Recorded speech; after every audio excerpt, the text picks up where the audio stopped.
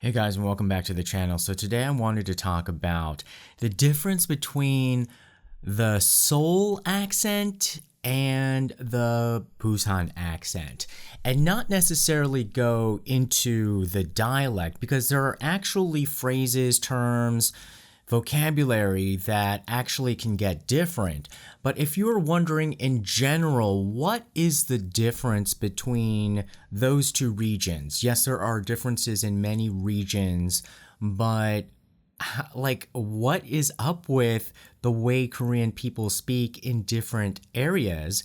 And why does a Busan person suddenly speak different in Seoul?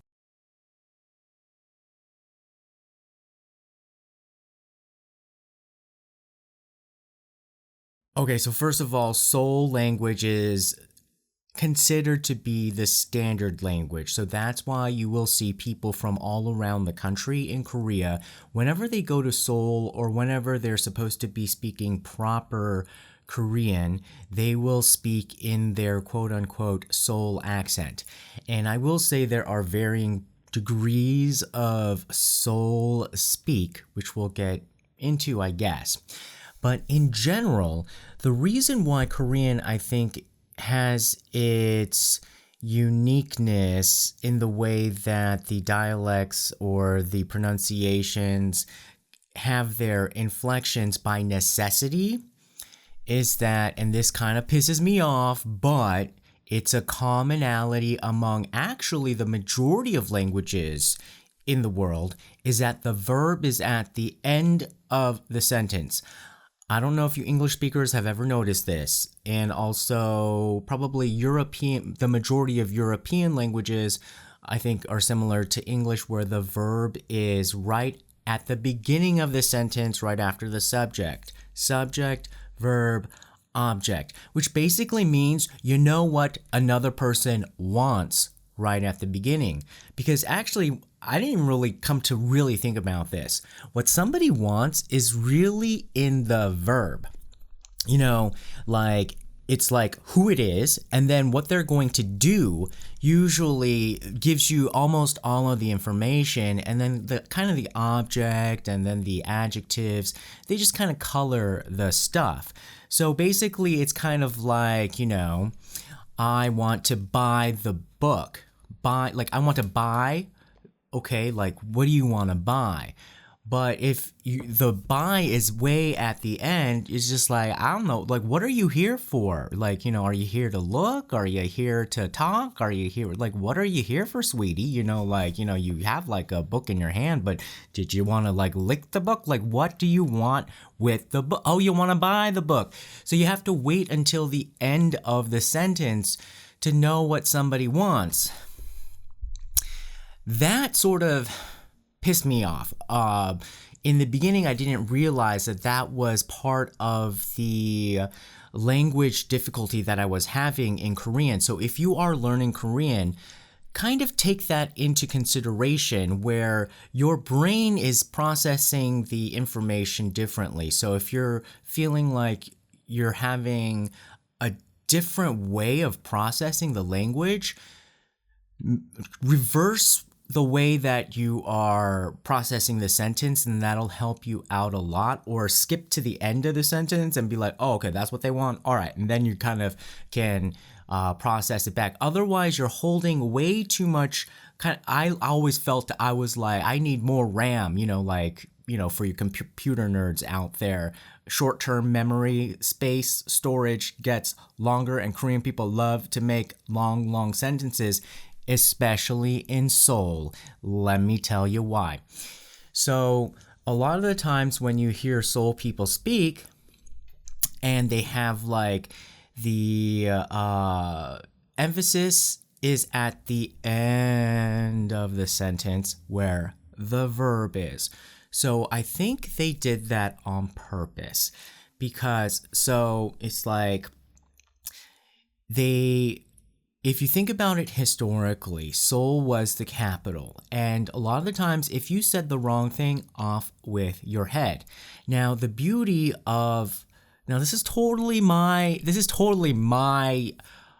theory, but as a sociologist, and then also lazy sociologist, because I probably kind of look it up.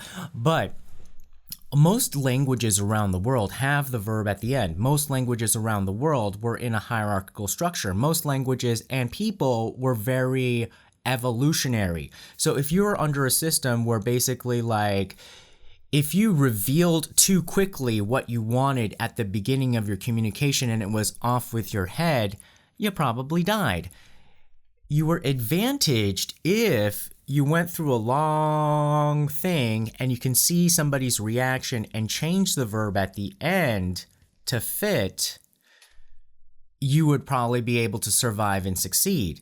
That's why a lot of the times, if you've communicated with Korean people and they're like this, like, oh, no, like towards the end of the sentence, that's because they thought that, when you're just like, oh, what did you want to do with this book? And they thought, oh, you probably just wanted to look at the book. And then they're like, no, can I borrow the book? They're like, oh, no, honey, no. I thought you just wanted to look at the book. So they thought that they were, kind of like, taking you along this road, and then they were like, oh, well, maybe I could take the book from you. And then the other person was like, no, you're not going to con me like that. So I'm thinking like in Seoul, there's a lot more cons. So in Busan, you'll hear that the tone is a lot more like emphasized in the beginning. I don't exactly know why, but maybe they didn't have time to wait to get to the end of the sentence to let you know what I mean. So in some respects, it is easier, I found, to understand people from Busan. Maybe also because of family, but people from Busan, people always say like, oh, it's hard to understand. That's because from people from Busan, that's because you're listening to the different usages of the words that they're using, like they might use different terms for things. But if you're listening to the tone of what they're saying, they're actually putting the meaning of the verb into the beginning of the sentence where it's not there. So if they're saying like, I want to buy this book, even before they get to the verb buy at the end, you can hear from them, basically it's like 이 책을 사고 싶어요. So 사다 is at the end.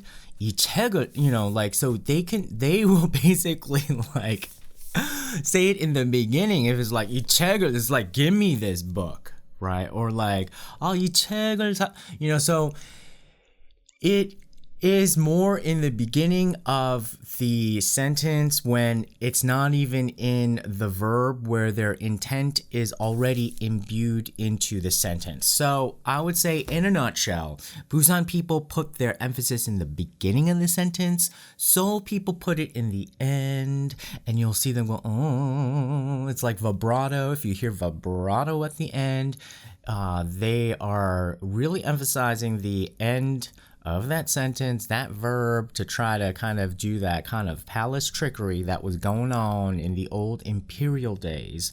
And I think that has just trickled its way down, and that's my version, the Seoulite TV version, explanation of the difference between the Seoul accent and the Busan accent.